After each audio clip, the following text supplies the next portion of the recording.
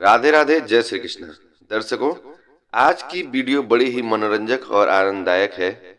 मुझे उम्मीद है ये वीडियो आपको निश्चित रूप से बहुत ज़्यादा पसंद आएगी, क्योंकि ये कहानी एक लड़के की है जो बहुत ही गरीब रहता है और रातों रात करोड़पति बन जाता है। कैसे बनता है, मैं आपको इस वीडियो के माध्यम से बताऊंगा। तो यदि आप चैनल पर नए हैं तो चैनल को सब्सक्राइब कर दीजिए, ताकि हमारे आने वाली वीडियो की नोटिफिकेशन आपको मिल सके। तो आइए कहानी को शुरू करते हैं। एक लड़का था, वह बहुत ही गरीब था। उसकी उम्र लगभग 18 साल या 20 साल रही होगी।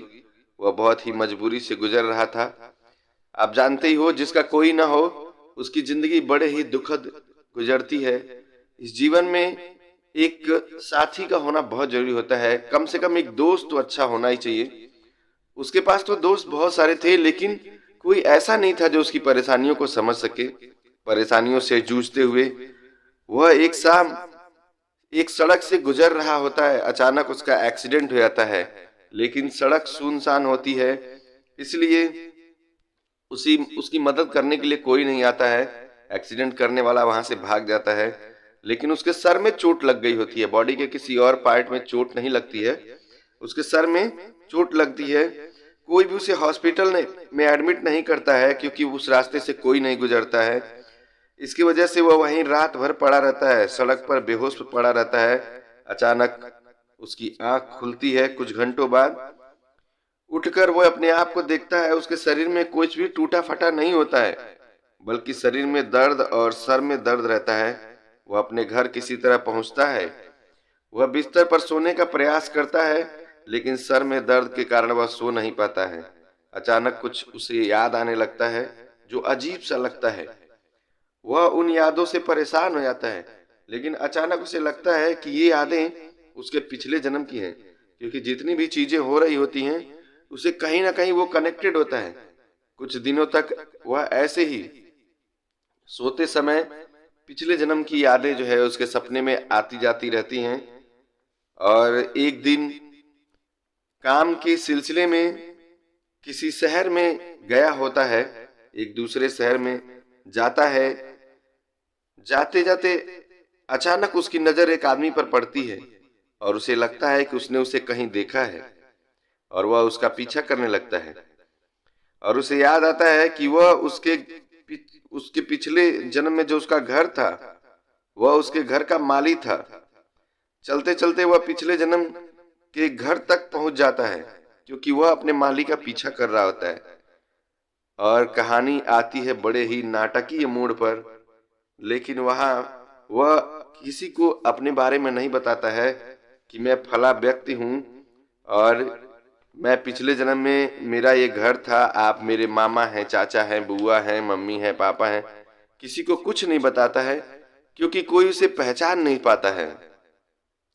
और उसे अपना पिछला जन्म पूरी तरह से, जैसे जैसे लोगों को देखता है, याद आने लगता है। उसका पिछला जन्म पूरा याद आ जाता है। उसका पिछला जन्म बहुत ही शानदार था। वह एक बहुत ही अमीर परिवार से संबंध रखता था, बहुत ज्यादा अमीर था। अचानक उसे याद आता है कि उसे किसी ने कच्ची उम्र में, अर्थात 26-27 साल की उम्र में उसका मर्डर कर दिया रहता है। उसको कोई मार दिया रहता है। इस डर से वह कांप जाता है, लेकिन फिर उसको याद आता है कि उसका शरीर बदल चुका है, उसे कोई नहीं पहचानता है। फिर अब वह अपने मौत के रहस्य से, जो लोग उसको मारे रहते हैं, उनसे अब उनको मिलने का कोशिश करता है, उनसे जानने की कोशिश करता है। उसकी मौत की रहस्य, जो किस रहस्यमयी तरीके से हुई थी उसकी मृत्यु, जो जानबूझकर उसे मारा गया था, उसको जानने के लिए और उन सभी से बदला लेने के लिए वह अपने आप को प्रिपेयर करता है, तैयार करता है। उसकी प्रॉपर्टी और उसकी मनी को, उसके पैसे को, रुपए को, धन को हड़पने के लिए कुछ लोगों ने उसे मिलकर मरवा दिया था। अब वह उन लोगों को ढूंढने लगता है कि वे कहाँ गए। सबसे पहले अपने ही घर में नौकरी तलाशता है, और संयोग से उसे एक नौकरी भी मिल जाती है। अपने घर में छिपे गुप्त कमरे से या कमरे को मौका देखकर खोलता है, और कुछ पैसे खर्च के लिए निकालता है, क्योंकि वह बहुत अमीर रहता है और उसके घर में बहुत अधिक जो है रहस्यमयी और गुप्त कमरे रहते हैं जो सिर्फ वह जानता था और उसके माता पिता जानते थे। इसके अतिरिक्त कोई और नहीं जानता था।